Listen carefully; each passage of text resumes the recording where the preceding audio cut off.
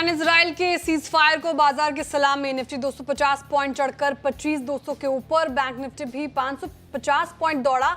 Mid cap और small cap में भी तेजी की बहार।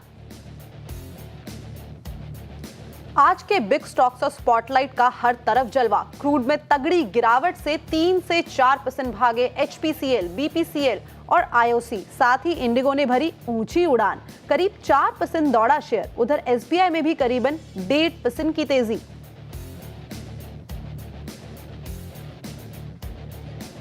सरकारी बैंक में सबसे तगड़ी खरीदारी, 2% से ज्यादा चढ़ा इंडेक्स। 2 से 3% चढ़े bank of Baroda, Punjab national bank, Canara bank और यूनियन बैंक। साथ ही रियल्टी, ऑटो, मेटल और ऑटो शेयरों में भी रफ्तार। वही डिफेंस शेयरों में आज मुनाफा वसूली। ईरान इजराइल सीज फायर से अडानी पोर्ट्स 4% दौड़ा। निफ्टी का टॉप गेनर बना। इजराइल के हाइफा पोर्ट का ऑपरेट करती है कंपनी। उधर अडानी ग्रुप की दूसरी कंपनी में भी अच्छी कैचअप रैली।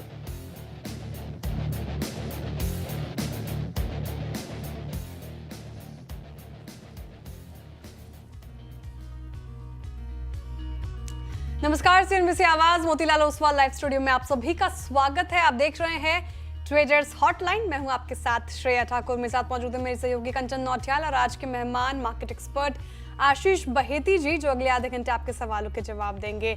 बाजार की बात करें तो ईरान इजराइल का सीज फायर का अनाउंसमेंट और क्रूड 70 के नीचे और शानदार रैली आज बाजार में देखने को मिल रही है। सिर्फ भारतीय बाजार नहीं, आप देखिए वैश्विक बाजार, ग्लोबल बाजार में भी अच्छी खासी तेजी।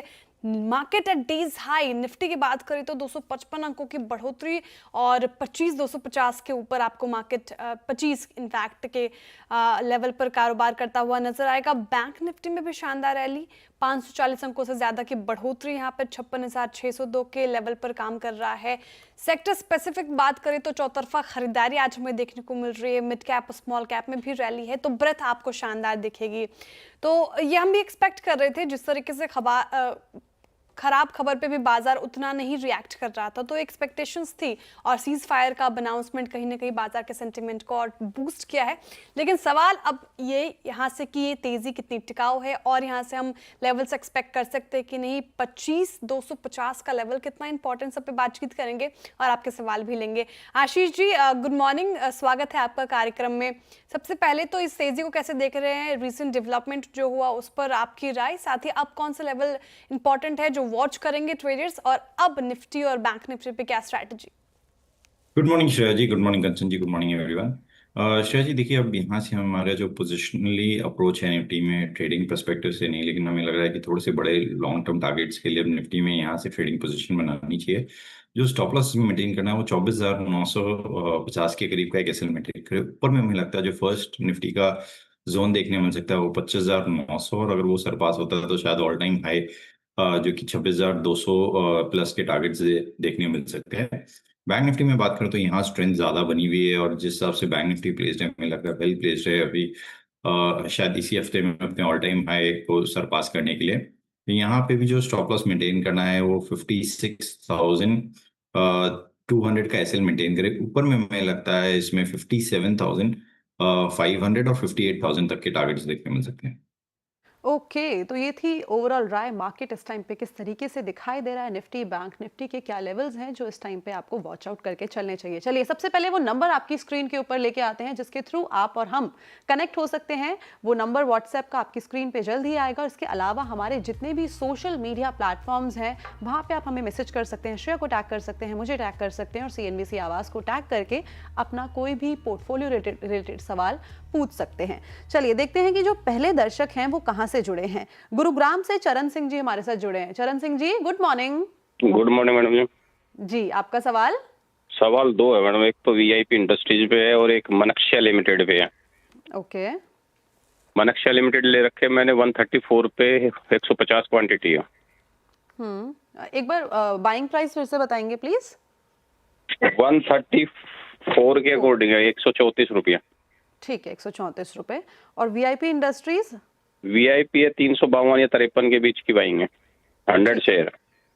शुरुआत वीआईपी इंडस्ट्रीज के साथ कर लेते हैं। 100 शेयर्स हैं इनके पोर्टफोलियो में, 353 की बाइंग है और जो नज़रिया इनका है दैट इज शॉर्ट टर्म, जो कि मेरे पास डिटेल्स मेंशन्ड है उसके अकॉर्डिंगली मैं बता रही हूँ। एंड बाइंग प्राइस है तो इसमें अच्छी खासी हमें एक तेज़ी देखने को मिल गई है। इनफैक्ट पिछले एक महीने में भी अच्छा खासा इसने इजाफा दिखाया है। जो इसने लॉसेस दिखाए थे पिछले 6 महीने में, वहाँ से अच्छी खासी रिकवरी आ गई है। बट बहेती सर, आगे की ट्रेजेक्ट्री किस तरीके की है, क्या करा जाए इस वक्त? जी देखिए, लेजर और ट्रैवल थीम अच्छी चल रही है और एक अच्छा स्टॉक में मोमेंटम ऑलरेडी वीआईपी में ऑलरेडी आता हुआ देखने मिल रहा है। स्टॉक ने अपना 200 डेमा रीगेन किया है डेली चार्ट्स पे और हमें लग रहा है जिस हिसाब से मोमेंटम बना है 490 तक की मोमेंटम इसमें देखने मिल सकती है। तो होल्ड करने की सलाह रहेगी। जो स्टॉप लॉस इन्हें मेंटेन करना हो 405 रुपये का एसएल मेंटेन करे, ऊपर में 490 तक के शॉर्ट टर्म टारगेट के लिए पोजीशन में बने रहे। ओके, तो फिलहाल ये स्ट्रैटेजी वीआईपी पर आपको अपनानी है। स्टॉप लॉस और टारगेट आपको बता दिए गए हैं। आई होप आपने जॉट डाउन किए होंगे, तो ये स्ट्रैटेजी वीआईपी इंडस्ट्रीज पे अपनाएं। चलिए अब आगे बढ़ते हैं और देखते हैं कि नेक्स्ट कॉलर हमारे साथ कहाँ से जुड़ रहे हैं और क्या सवाल है उनका। वासवराज जी जुड़ रहे हैं हमारे साथ कर्नाटक से।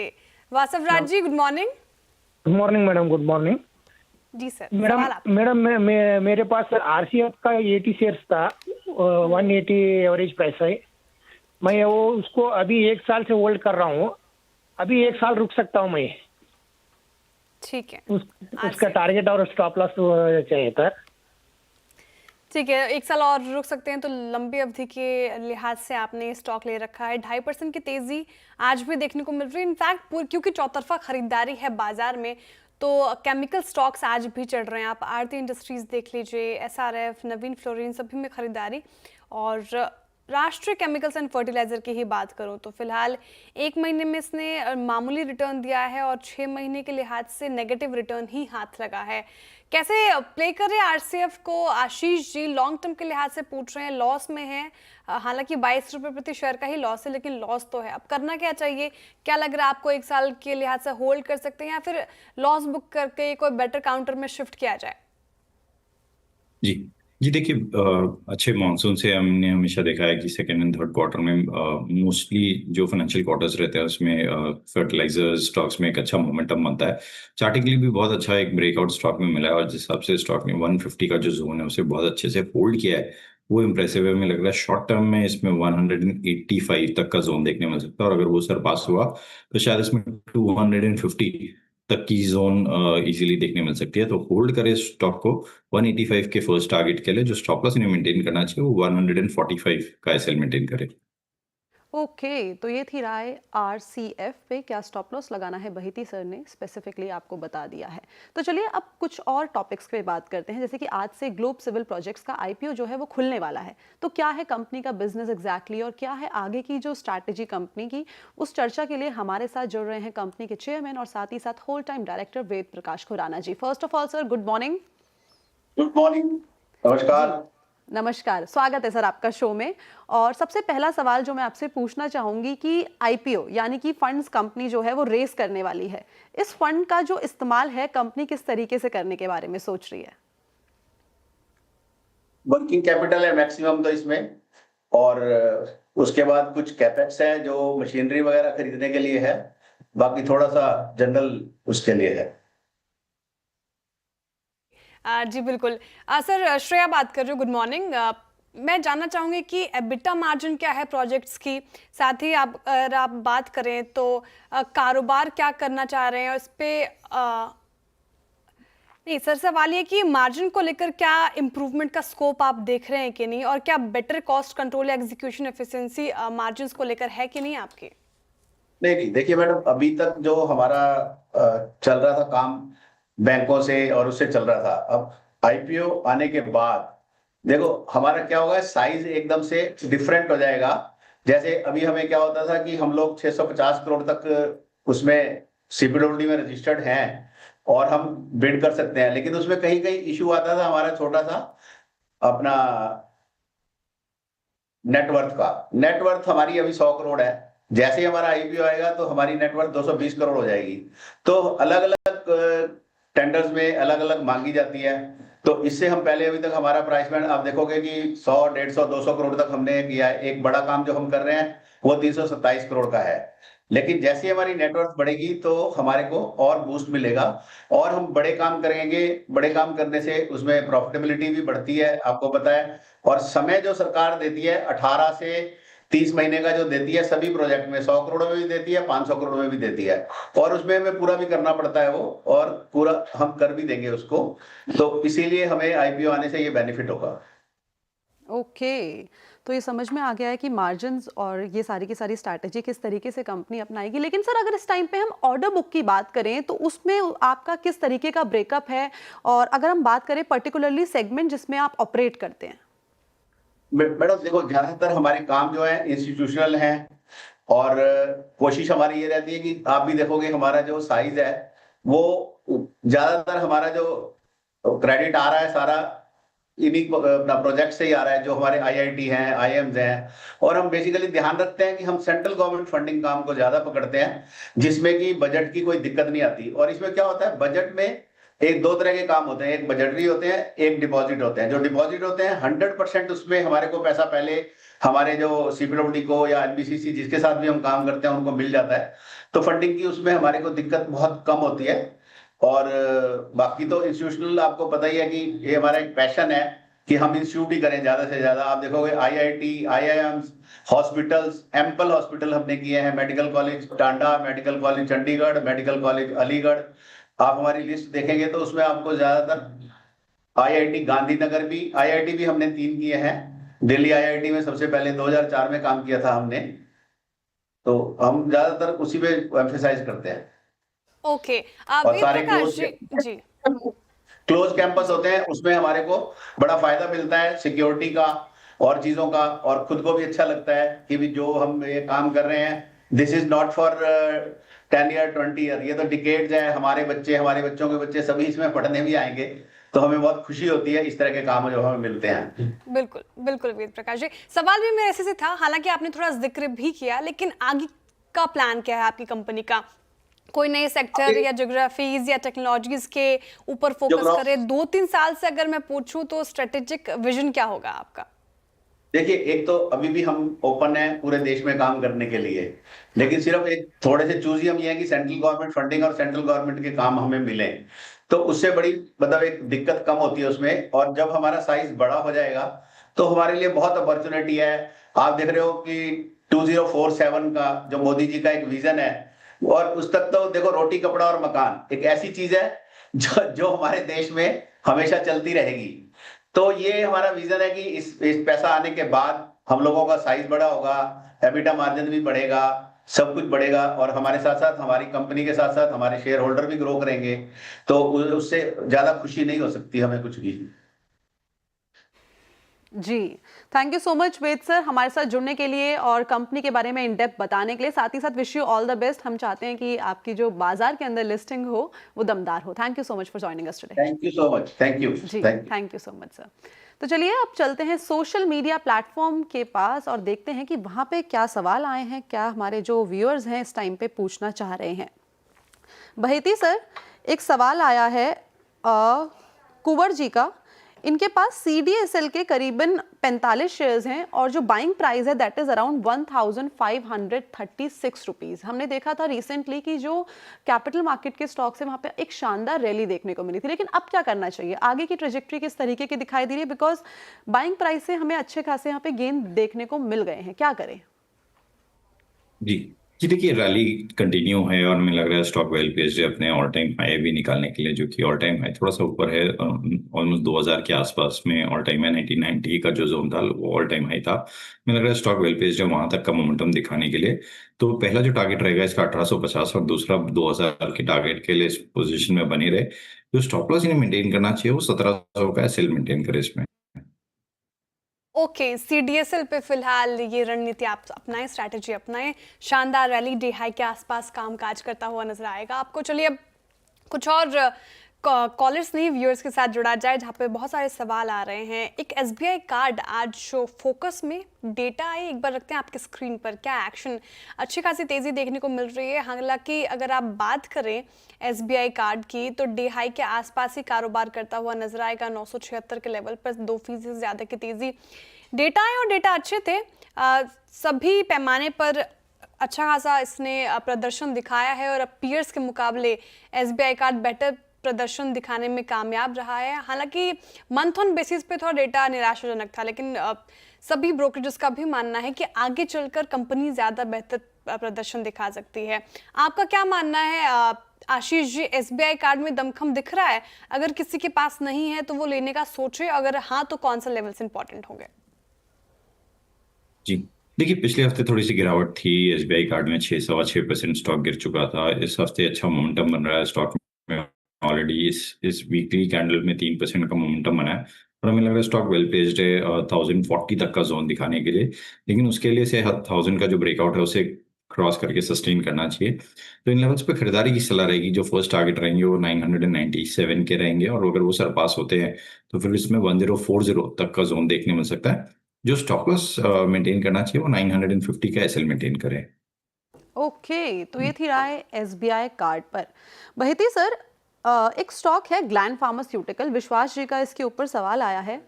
इनकी जो खरीदारी का भाव है वो है अराउंड 2100, 2100 के करीब इन्होंने खरीदारी की है और वहां से हमने देखा है कि काफी ज्यादा ये करेक्ट ऑलरेडी हो गया है।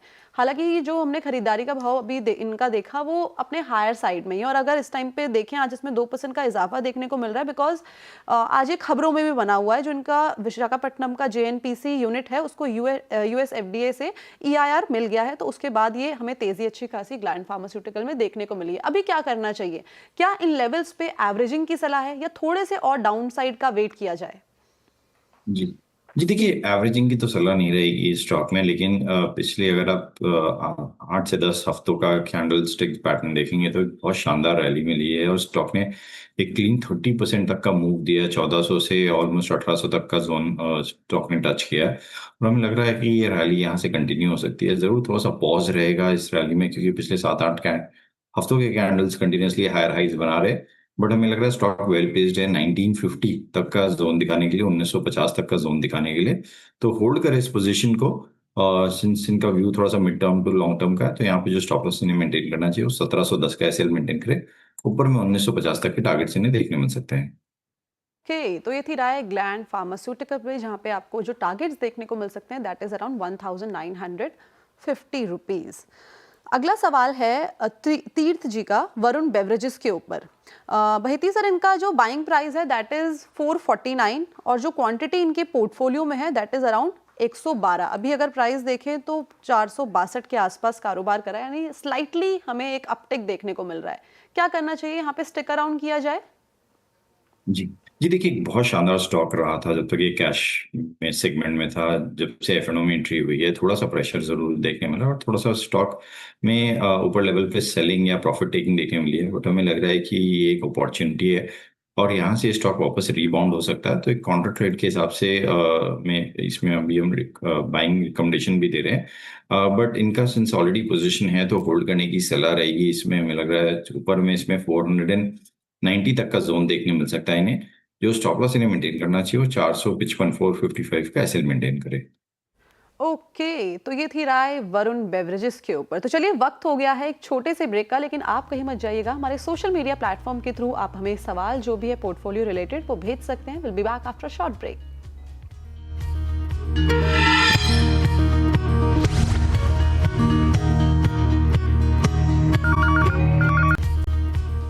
Welcome back. आप देख रहे हैं ट्रेडर्स हॉटलाइन सीएनबीसी आवाज पर। चलिए अब और कॉलर से जुड़ा जाए, उनसे बातचीत की जाए, उनकी क्वेरीज सुलझाए जाए। अभिषेक जी हमारे साथ जुड़ रहे हैं।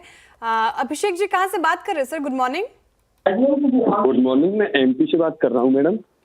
स्वागत है सर आपका कार्यक्रम में। सवाल सर आपका। जी मैडम, मैं भिंड से बोल रहा हूँ। मेरे पास 922 की रेट पे कौन कोर के शेयर हैं।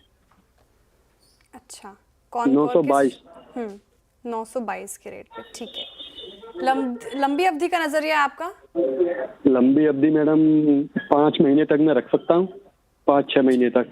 क्योंकि आपने एकदम हाई साइड पे ले रखा है ना, 922,000 के आसपास गया था इसका हाई साइड, तो करेक्ट होके 749 के लेवल पर है। लॉस ही झेल रहे हैं आप, 173 रुपये प्रति शेयर का लॉस। हालांकि आशीष जी, कॉनकोर आज तो अप है और बीच में हमें एक थोड़ी रैली भी देखने को मिली थी, फिर कंसोलिडेट किया, फिर गिरा। अब क्या लग रहा है इनका भाव कितने दूर है? क्या प्रॉफिट में आएंगे ये? क्या करना चाहिए कॉनकोर में अभी फिलहाल? जी देखिए, जैसे आपने भी बताया स्टॉक प्रेशर में जरूर है, लेकिन इसका जो ब्रेकआउट आएगा वो 770 के अगर ऊपर ट्रेड करता है, जो कि एक कॉन्फ्लुएंस 20 and 200 डेमा का अगर उसको सरपास करता है, तो इसमें शायद वापस हम एक्सपेक्ट कर रहे हैं कि 870 से 940 तक का जोन भी देखने को मिल सकता है। तो होल्ड करने की सलाह है। 770 के ब्रेकआउट के बाद अगर आता है तो यहाँ पे और पोजीशन ऐड की जा सकती है, तो जिसे हम पिरामिडिंग बोलते हैं। इन लेवल्स पे नहीं, एक क्लीन ब्रेकआउट देखने मिले तभी इस पे पोजीशन ऐड करे। और जो इन्हें स्टॉप लॉस मेंटेन करना चाहिए वो 730 का एसएल मेंटेन करे। ओके, तो ये थी राय कंटेनर कॉर्पोरेशन ऑफ इंडिया के ऊपर। मूविंग फॉरवर्ड, पुणे से बालाजी हमारे साथ जुड़े हैं। Balaji, good morning. Hello, good morning. जी, आपका सवाल? मेरा बीएससी के शेयर्स है 18 shares at the rate of 1800 okay, long term view. ठीक है, लॉन्ग टर्म का व्यू है। अच्छे खासे गेन ऑलरेडी यहाँ पे आते हुए दिखाई दे रहे हैं। 2800 के आसपास से कारोबार कर रहा है और पिछले कुछ सत्रों में अच्छी खासी हमें इन सारे ही पोर्टफोलियो स्टॉक में देखने को मिली है। बहती सर, क्या करा जाए? थोड़ा बहुत मुनाफा बांध लिया जाए?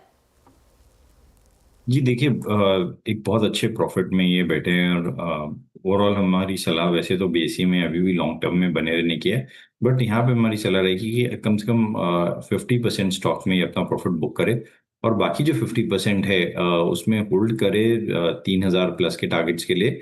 और जो जिन शेयर्स पे इन्होंने प्रॉफिट बुक किया है, वो अगर कोई डिप वापस आती है बीएसई में, और अगर कहीं नीचे लेवल पे 2700 से 2600 तक का जो जोन है उसमें के बीच में कहीं मिलता है, तो वापस उस पोजीशन को ऐड की जा सकती है। ऊपर में मुझे लग रहा है बीएससी में 3000 प्लस के लेवल्स देखने मिल सकते हैं।